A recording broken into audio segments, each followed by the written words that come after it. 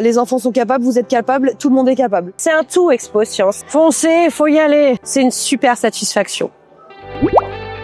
On les a emmenés avec nous toute l'année sur 1h30 par semaine sur des expériences scientifiques ou de l'illusion d'optique en fonction de leur niveau et de leur âge. On a des enfants du CP au CM1. On a fait il y a 3 ans à Clermont-Ferrand. On s'est dit que c'était une super expérience. C'était tellement bien et les enfants nous en ont reparlé. On veut retourner avec vous.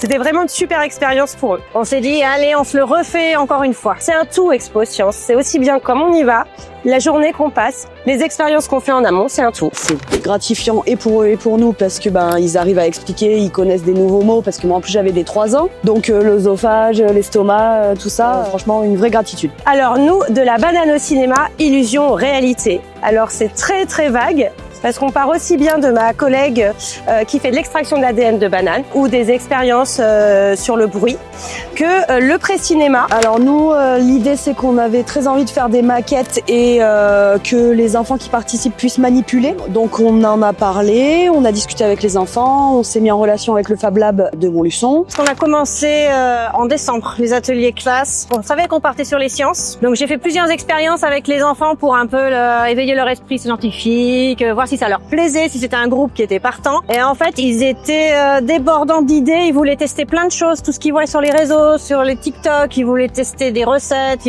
Donc on s'est dit on va essayer de valider les expériences qui existent et puis on présentera nos meilleures expériences le jour d'Expo Science. Les enfants ont adhéré tout de suite, ils ont participé à toute l'élaboration des maquettes. Ça se monte tout seul pratiquement, c'est presque les enfants qui sont porteurs. C'est une satisfaction et une gratitude et pour nous et pour les enfants.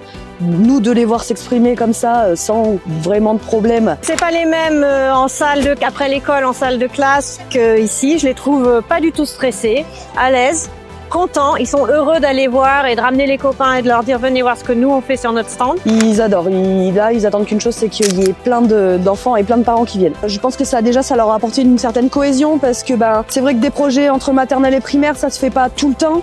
Une vraie cohésion, une vraie sens de l'entraide. Et puis finalement ils sont là, ils sont contents et en plus de ça ils découvrent plein d'autres choses et ils se sont pas rendus compte que tout ce qu'ils ont fait, ils le retransmettent. C'est super valorisant pour eux. Dégourdis, ils ont des idées.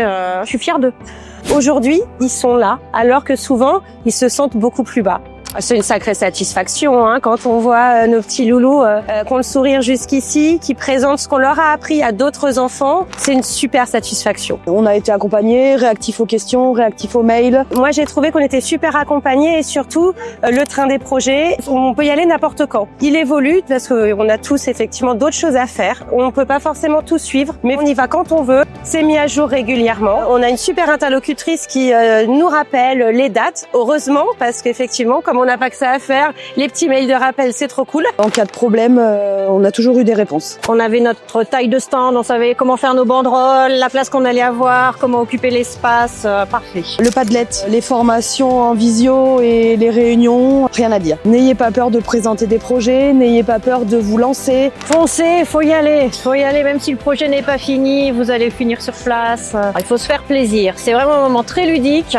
Les enfants, au moins, ils ont une approche des sciences qui est à leur mesure. Ils s'amusent. Il faut s'amuser, sinon on n'apprend pas sans s'amuser.